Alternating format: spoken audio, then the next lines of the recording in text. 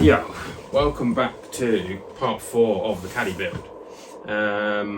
It's been 4 months since the last bit of content I did. It's been a busy 4 months.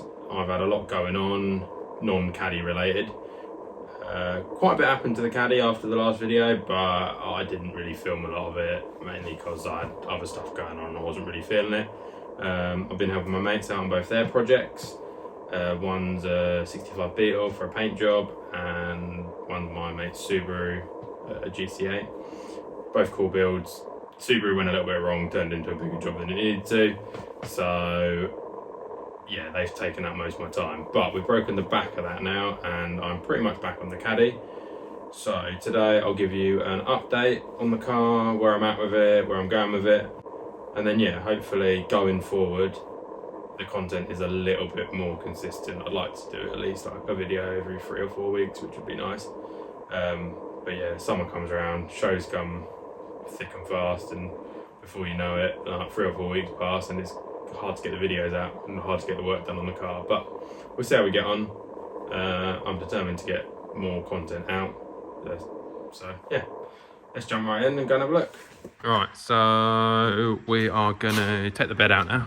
Got a new one here, that's not gonna go in straight away, but I need to take the bed out so I can begin fitting the rear subframe. So to start with, I've marked out all the spot welds with a Sharpie. I've got a spot weld drill bit, which are pretty good, but sometimes I alternate just to a good drill bit and just try not go all the way through. But first thing we're going to do is drill all the spot welds out, and then I'm going to cut this about probably 10 centimetres from the end to start with, just to keep this form, because obviously the new panel doesn't come with that form. And then we will start putting it out. We'll probably cut the end and then do the last let of spot welds last, but we'll see how we get on.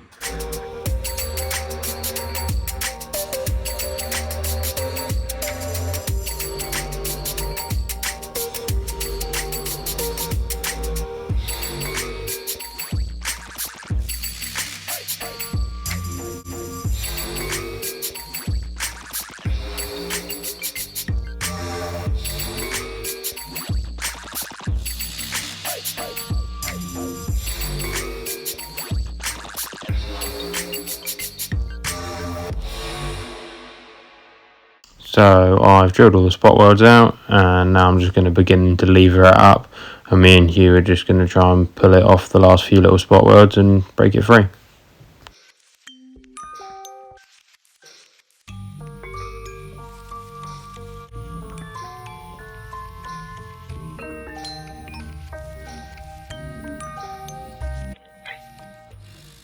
Hey boy!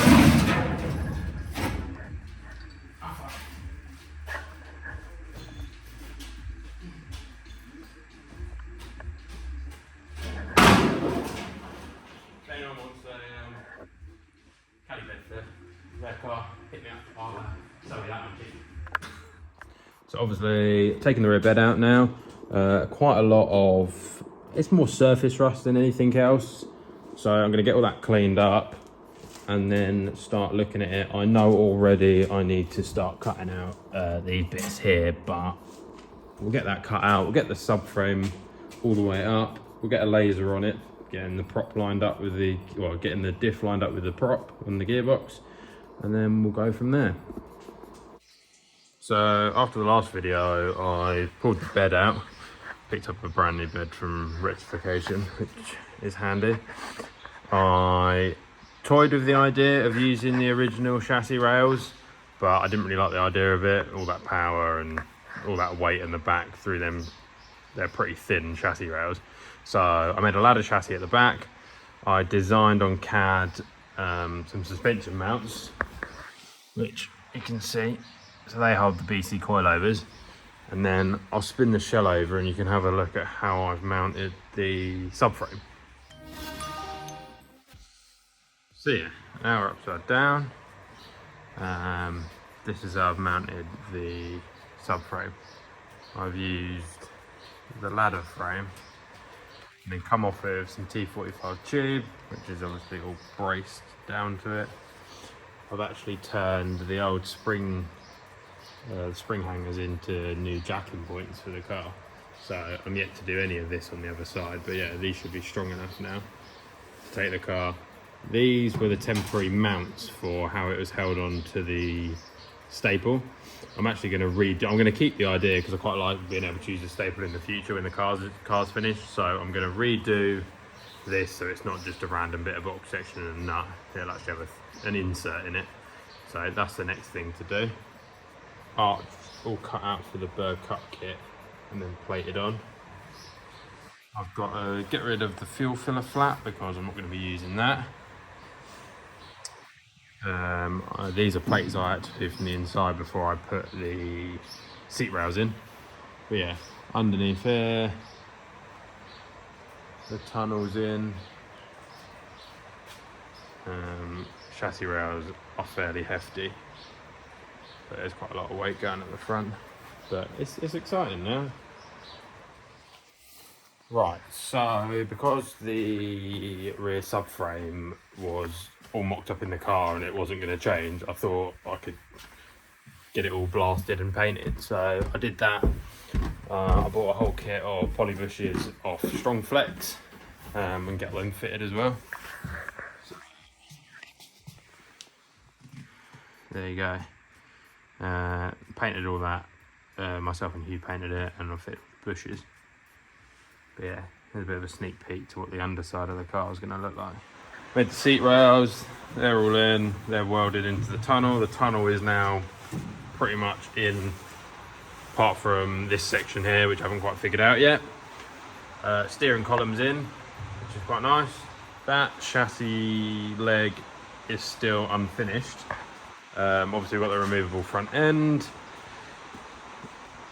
The strut brace, which also acts as the steering rack mount, is in. The bulkhead is like 50% in. I've got a few bits to still tidy up on that and the welds to tidy up.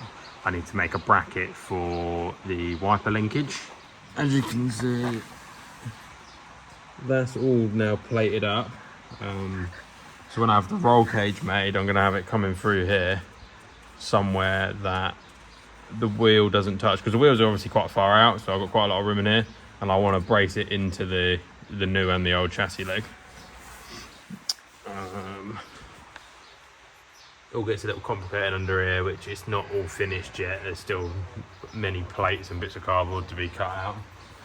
And we have one bird cup arch on, which I actually had to extend out because of the shape of the caddy. It didn't fit on correctly. So I fiberglassed that, shoved some filler in it out for now. So I'm using the A6 pedal box with a Mark II Golf 9-inch servo, which fits. I made this bolt into the car. I need to weld some alley tabs on it for it to bolt up. But these studs are only, I don't know, an inch and a half long. When I put them through, I don't have enough on the other side. So if anyone has any great suggestions, then let me know. But I think I'm probably going to drill the holes out to about 12mm and then design some like stud extenders that are like a 12mm outer with an 8mm inner. So I can just literally wind them on and then they just extend through, and then I'll machine the back of this down so it's flat, so I can get it in there. So something else I wanted to mention while in this video was Dynamat Europe. Mark there, he sent me out a load of products, which is kind of cool. I've chosen to do sound deadening. I wasn't going to bother, but I am actually going to have a little sound system in the car just to break like the long journeys to car shows up, just so I can have maps on and a bit of music. So I wanted to sound deaden the cab and the doors, so there's enough here for that, but also this Dynacore noise and heat absorber. This is to go at the back of the bulkhead and hopefully around the tunnel, just to kind of stop some of the heat coming through.